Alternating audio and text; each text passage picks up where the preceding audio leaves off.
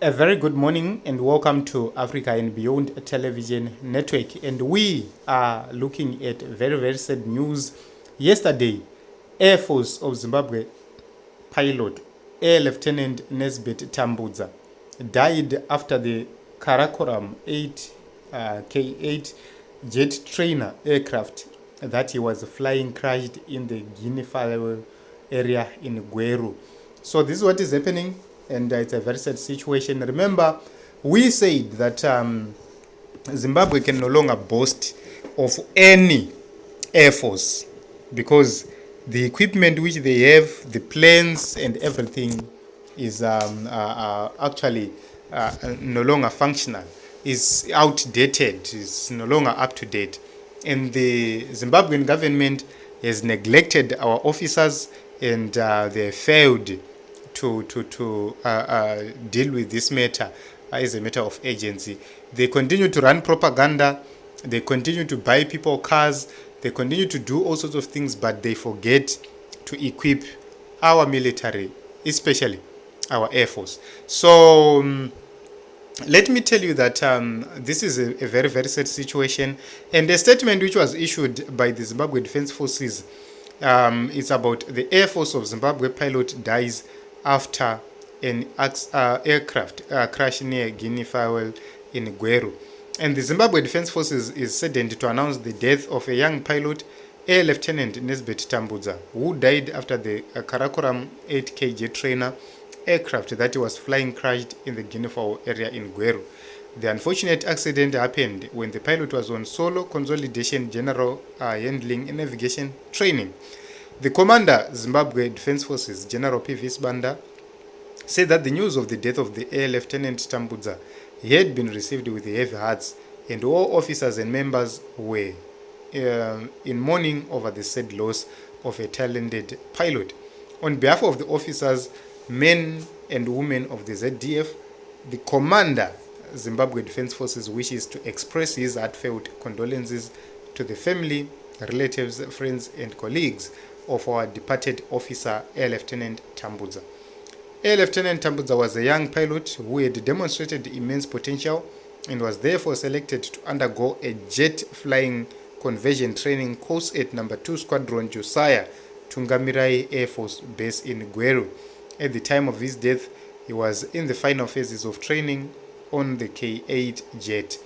The accident occurred about 5 kilometers east of Guinea-Fowl. On impact with the ground, the aircraft was extensively damaged. There were no civilian casualties and damage to property on the ground. In the meantime, the Air Force of Zimbabwe has constituted a board of inquiry to investigate the cause of the accident. Arrangement for the funeral parade and burial for Air Lieutenant Tambudza will be announced in due course. And it was termed 6th February 2025. It's a very sad situation indeed. May he so rest in peace. So Mukoma now KuGweru says, what's going on? I think last year or 2023 there was another crash. Is it that our jets are outdated or there is something? Are the parachutes still functioning in those planes? My heart bleeds. Okay, so this is a very important question.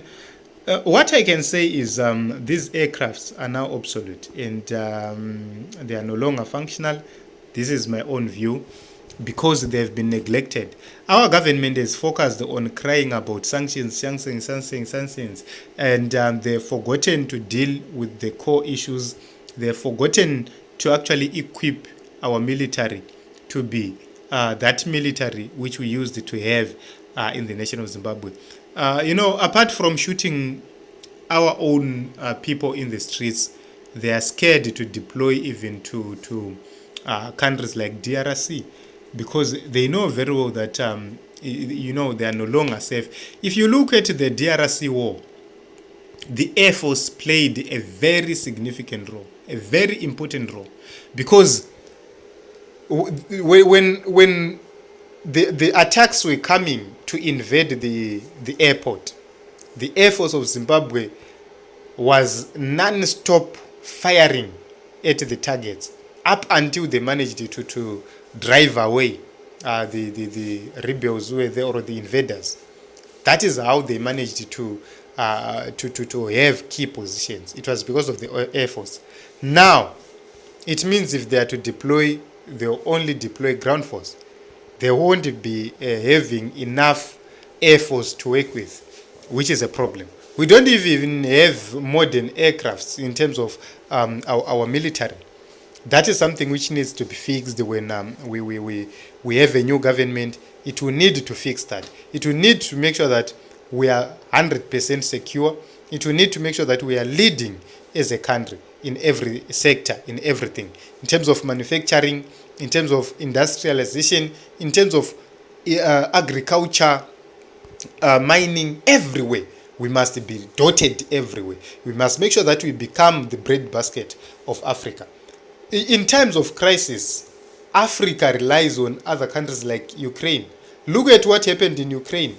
We are now struggling to get oil. We are struggling to get food. Why? Is because the countries which were producing all those things are at war, Russia and Ukraine.